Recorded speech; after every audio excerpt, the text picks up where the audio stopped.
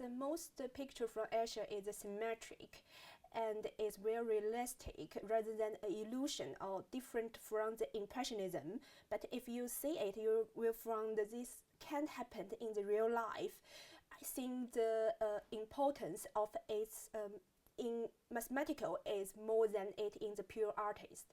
The first picture I saw was the Penrose triangular, which developed by Oscar and then improved by Asia. So in this triangular, you will never see the space end up. You will just around the circles, and it never end up. That is amazing.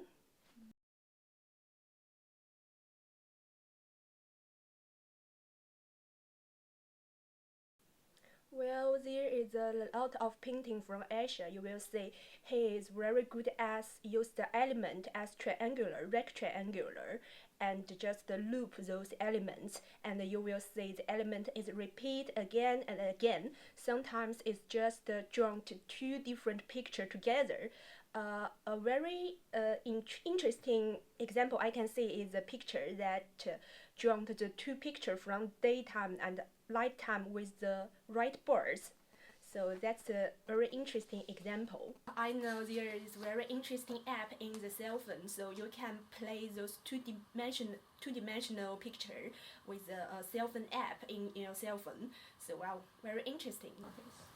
Well, the picture waterfall gave me a deep impression because the water goes through from bottom to the top of the picture. So well, it's upside down. Those kind of picture you can only see in the dream, or it can happen in the real life. Another picture is the Belvedere. So if you're modeling that picture in the 3D dimension, you will see from a certain angle, you will see the picture exactly same as what you see in the two-dimensional one.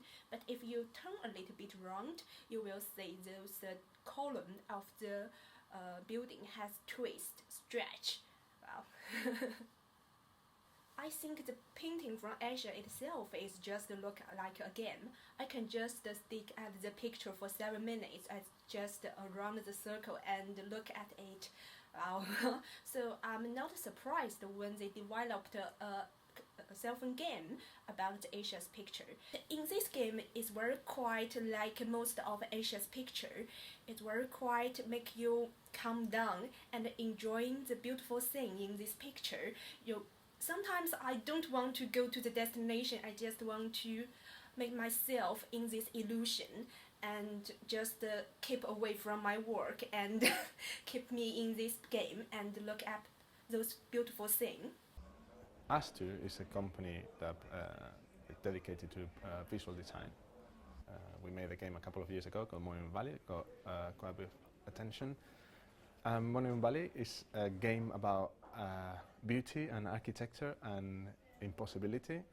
One of the lead artists at the time, Ken Wong, came up with this concept art of these images of a building floating in nowhere in the middle of the air.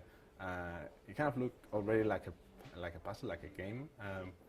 So you see it, and people kept looking at it like, oh, you know what? That's cool. Let's try and investigate that a bit more. And that eventually got greenlit, and we started working on what became Monument Valley.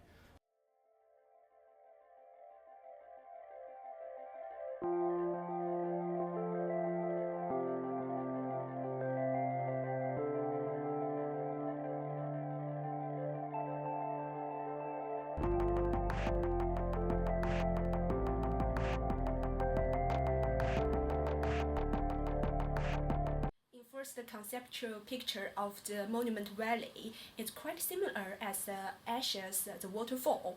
So if you saw the picture waterfall, you will see the water recycle from the bottom of the picture and go back to the top of the picture. So that kind of impossible stuff just happens in this two-dimension picture.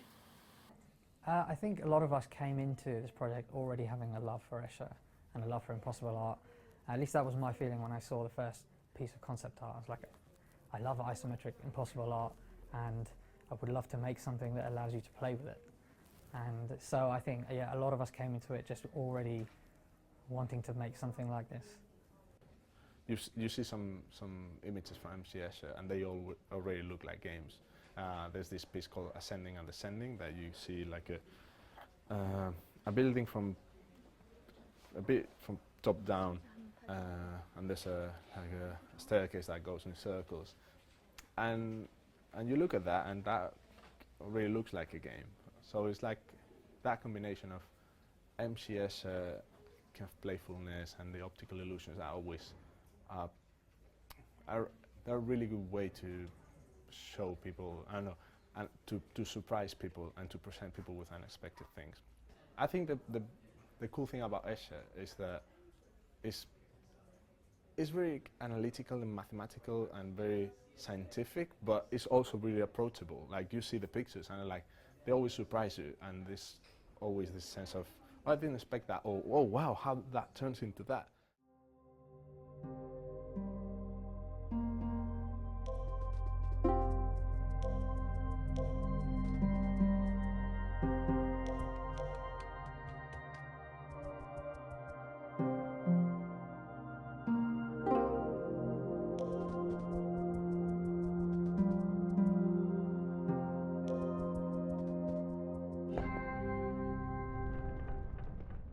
I have played one scenario which is quite similar with Asha's picture. So in that game, you have to trigger the different angle and make the building transform from different shape, and that little girl will go through to the corner and finally go to the destination, which is impossible in the real life but is possible in the game.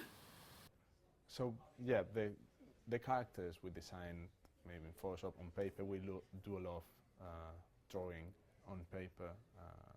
It feels much natural, and it's just easier to work on paper than in digital. So yeah, most of the designs, like character designs and maybe like early coloring, we decide outside Unity. But for most of it, like all the animations, the character animations are done in Blender, but all the building animations are actually done in Unity. So even animations and all that, all how the game works with animation, all that is managed by Unity. So there is actually like not very much work outside Unity other than doing the textures, doing the models and doing the character animations. But all the rest of it is just like, even as I say, like choosing the correct color palette is done in Unity. Those infinity corridor in the game is rather than just a game. You will see something different from an ordinary game, something that you just recircle in those illusional painting.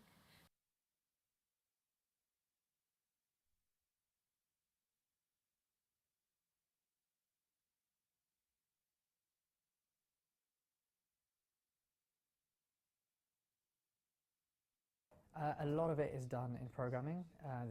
So the tool we use is called Unity, and I really enjoy using Unity because it's kind of a mixture of visual and a representation of what you're working on, but you can get stuck in, you can code pretty much anything you like. And I think that was key to allowing us to make this game, that not everything was done in code. A lot of it is about placing blocks physically and seeing where things are in the world. And so yeah, of course, a lot of the interaction, a lot of the impossibility is done in code, but we have great visual control of everything at any time. But when I connect this, she's able to walk in a straight line from a place that's lower to a place that's higher. Now, if I just show you in this camera here, those pieces of floor actually aren't connected. And when I walk from here to here, if you watch Yi-Zhe, she actually jumps. But you never see that because of the position of the camera. So if I was to align this camera perfectly, like that, again, you don't see the fact that she moved. But I'll show you one more time. She is actually pretty much jumping. For us, it was being able to play with things directly in world, kind of in the 3D world, and then test things straight away. And if we see something that needs changing, we can sort of jump out of play mode, move some cubes around, and then start playing again. It's very quick to iterate and make changes. Particularly when testing levels. We would constantly be testing levels with people, and we'd see, they're getting stuck at this bridge here, or it's too difficult. So we say, okay, give us 5 minutes. We quickly go back, change some stuff, and test again. And it's fascinating to see that kind of evolution process of a level. I'm so glad that more and more people are interested in this game, so people know Asia from this game, and a lot of people like me are fond of Asia, so we can discuss and have the same interest.